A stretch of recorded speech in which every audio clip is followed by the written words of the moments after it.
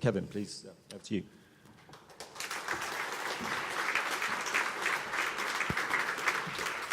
Thank you, Matthew. Hello, everybody. My job here is to do a bit of standing back from the details of environmental growth and do a little bit of scene setting. What someone said to me just now was, Kevin, does that mean you're going to show the graphs of doom?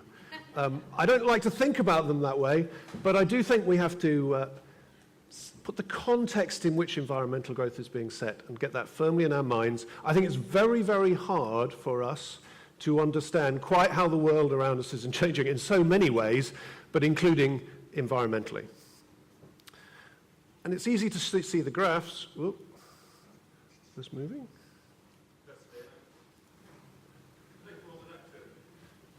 Is the click on? Ah, it's this one, the one in front of me.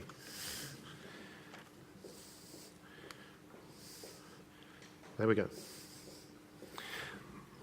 In the last 40 years, to the best that we can estimate, wildlife populations have decreased by about a half. So that's within the lifetimes of, I'm guessing, the majority of us in this room. The wildlife populations of the world in our lifetimes have gone down by about a half.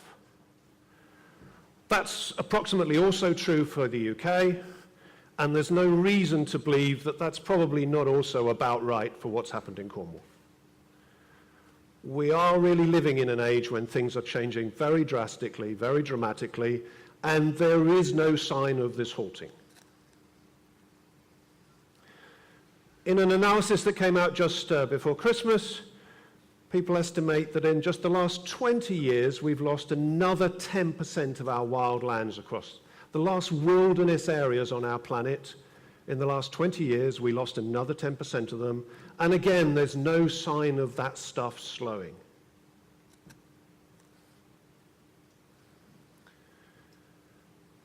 And finally, thinking about our world's trees, every year we're suffering a net loss of about 15.3 billion trees. A net loss of about 15.3 billion trees. That's about 0.5% of the world's trees are going year after year. Those of you who think about interest rates know that 0.5% year on year is not a trivial change.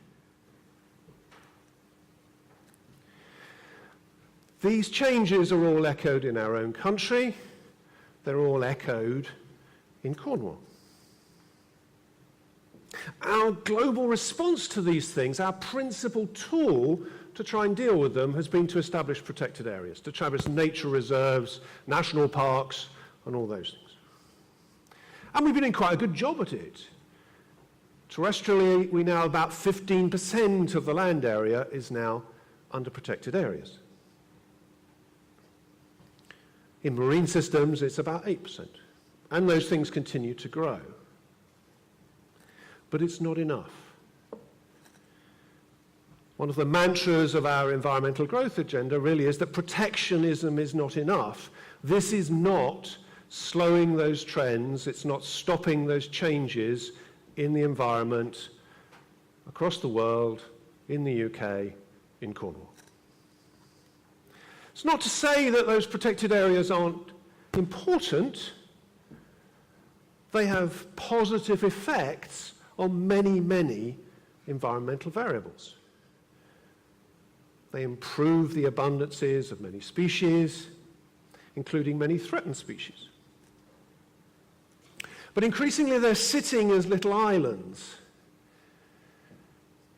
And islands are influenced by the seascape or the landscape around them. There are flows back and forth. And these little islands of protection are not enough to sustain, to generate opposition, if you like, sufficient opposition to the changes that we're wreaking in the wider world.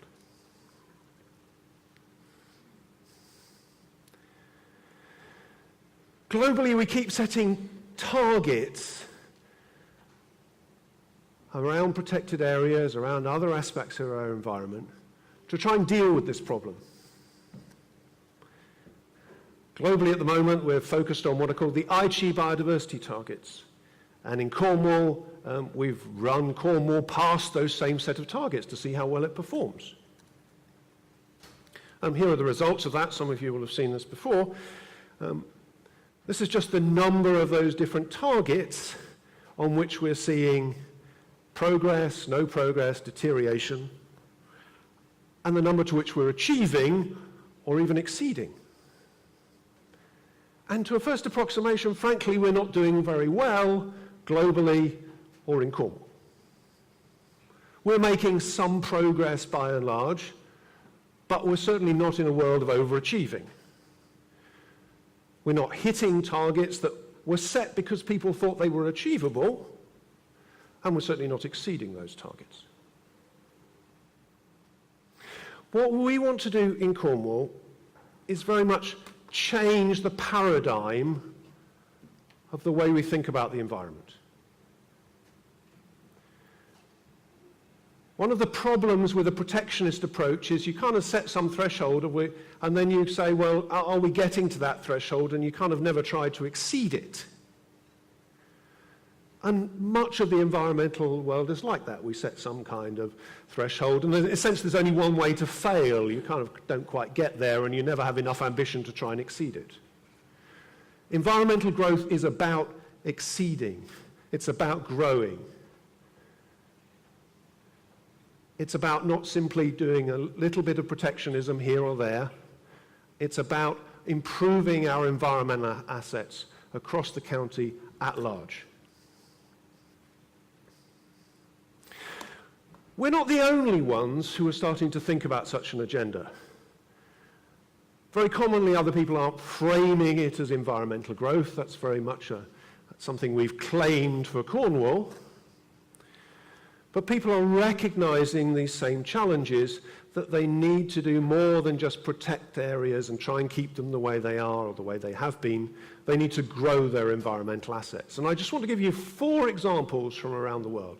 And I know Nick's going to come and talk to you about some of the other ones from the UK, and I'm sure other speakers will do the same. I just want to pick 4 quick examples. This is Zealandia from New Zealand. This is a valley outside Wellington in New Zealand. It's about 275 hectares. What I like about this project is actually these guys have something like a 500-year vision. It makes us look very short-sighted, really, with our 50-year environmental growth strategy. They want to take this valley from having been a degraded, species-poor, depauperate piece of land and regrow it into what it should originally have been like, so that the population of Wellington know about their heritage, they can experience nature as the nature of New Zealand might once have been, minus the things that they drove extinct a long time ago. Curiously, I quite like this top right picture here. This is a takahe, which looks as though it's as large as the woman in this picture. It is actually only about so high, so she is perfectly safe.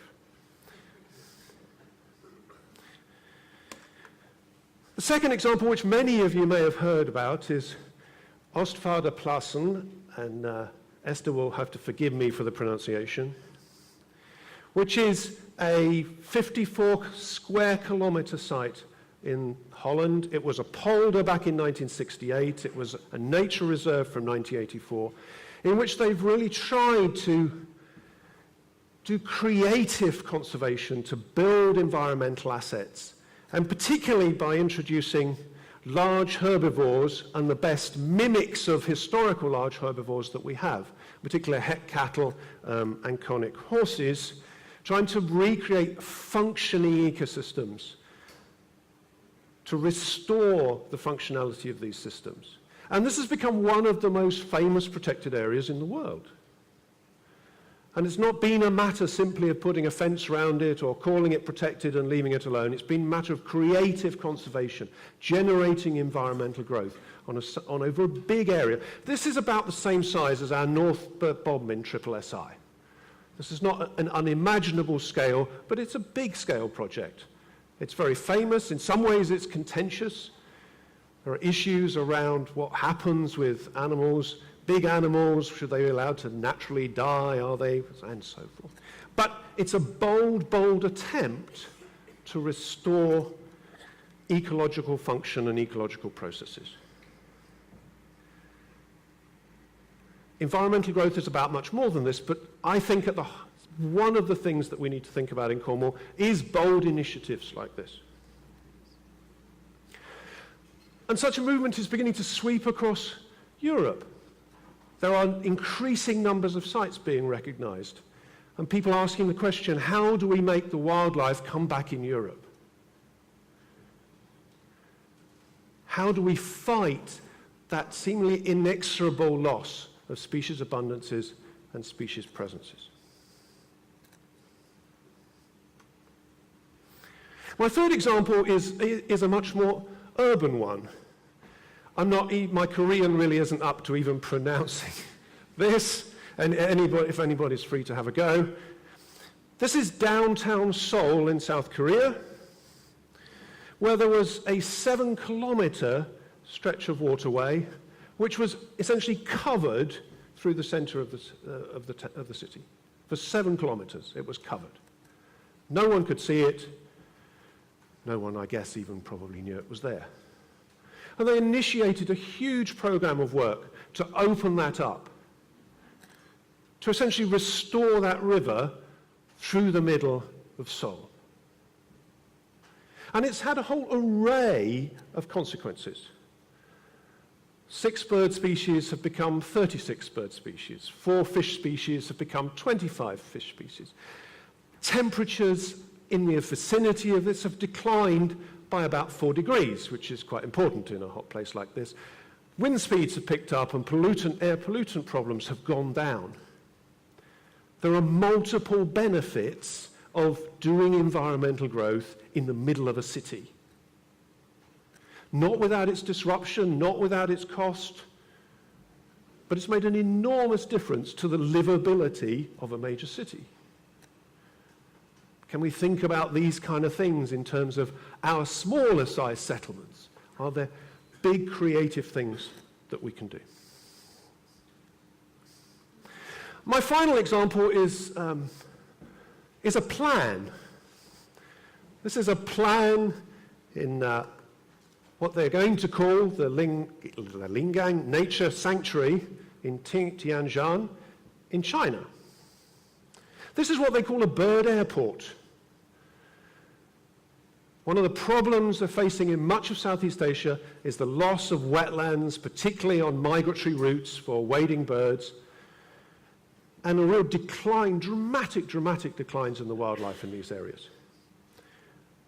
These people want to create an enormous area out of a landfill site.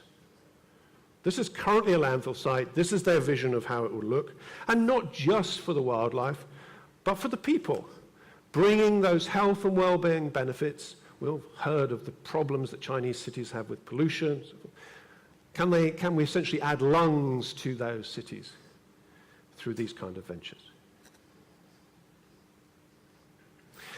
Now, I don't for a moment want you to think that environmental growth is all about, or only about, big-scale projects of the kinds that I'm talking about. But I think we do have to be ambitious.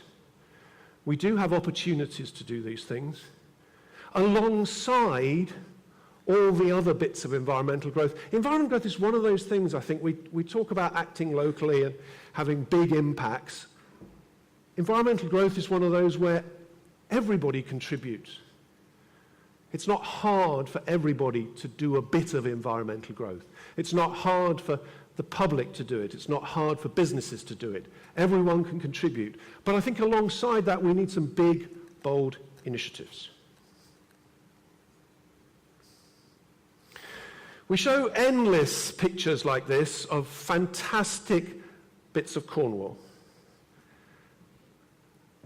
And we want to see them remain fantastic. We want to see them look better, have more environmental assets, better wildlife, and so forth.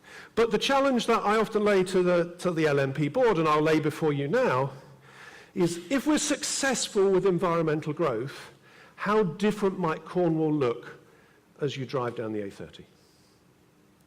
Thank you very much.